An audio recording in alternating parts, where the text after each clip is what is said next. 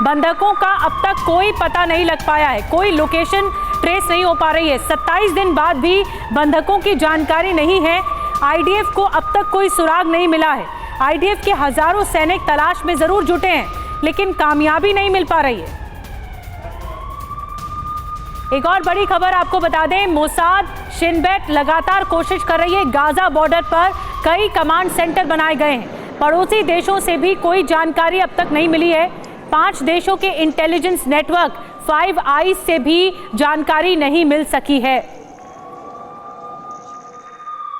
मनीष, हम आपके पास आ रहे हैं दोबारा।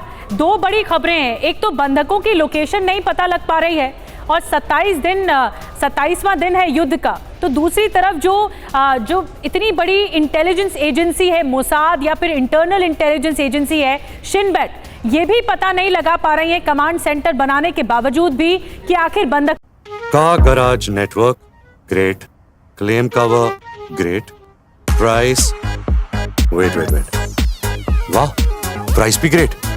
Tata AIG car insurance, trusted नाम, फैंटास्टिक नाम। का क्या होगा, और जो 5 आई ऑर्गेनाइजेशन है उसकी तरफ से भी मदद नहीं मिल रही है जी।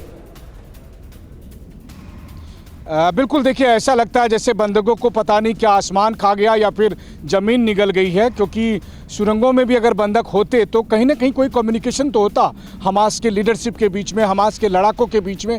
और वो कहते हैं ना कि अमेरिका और इजराइल के पास तो ऐसी टेक्नोलॉजी है कि दुनिया के किस कोने में क्या हो रहा है वो पता कर लें। लेकिन यहाँ जिस गाज़ा की ज़मीन पर हज़ारों सैनिक मौजूद है और दुनिया भर की तमाम हाई टेक्नोलॉजी के साथ मौजूद है, यहाँ से कुछ ही किलोमीटर दूर स्थित, मैं जहाँ पर स्थित हूँ यहाँ पर कमांड सेंटर कई बने हुए हैं, जहाँ पर कि ना सिर्फ इजराइल के बल्कि अमेरिका के डेल्टा फोर्स समेत तमाम एलीट फोर्स के लोग हैं, तमाम वो सिक्योरिटी और टेक्नोलॉजी के एक्सपर्ट बैठे हुए हैं। हर एक कम्युनिकेशन पर अगर मैं और आप बात कर रहे हैं, इसकी भी निगरानी हो रही है। तो आप सोचिए हर एक कम्युनिकेशन पर नेटवर्क पर निगरानी हो रही है। और हमास भी नहीं जारी कर रहा कोई वीडियो जी।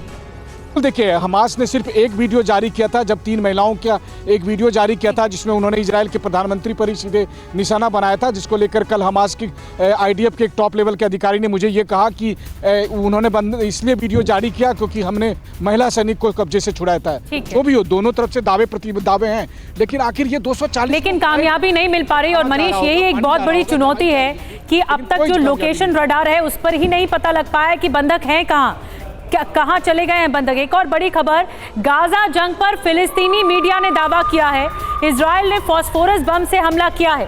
लड़ाकू विमानों ने सफेद फास्फोरस बम गिराया है। यूएन द्वारा संचालित स्कूल पर यह बम गिराया गया है। स्कूल पर आईडीएफ ने फायरिंग और बमबारी भी की है। तो क्या ये लड़ाई फास्फोरस बम तक पहुंच गई है? ये और ज्यादा घातक एक्सप्लोसिव है जिसे कहा जाता है फास्फोरस बम। और अगर ये वॉर इस लेवल पर लड़ा जा रहा है तो और ज्यादा तबाही मचेगी। कुछ और डिटेल में आपको बताने वाले हैं, जानकारी देने वाले फास्फोरस बम को लेकर कि क्या दावा किया जा रहा है, गाजा में क्या फास्फोरस हमला हो रहा है, इजराइल पर आरोप किसका दावा, अब आपको बताते हैं। दरअसल स्कूल पर फास्फोरस बम गिराया गया, ये फिलिस्तीनी मीडिया के हवाले से कहा जा रहा है। क्या है ये, क्यों खतरनाक है, आपको बताते हैं। सफेद फास्फोरस रबर से बना ऑक्सीजन को सोखता है, तेजी से आग पकड़ लेता है, दम घुटने से लोगों की मौत हो जाती है।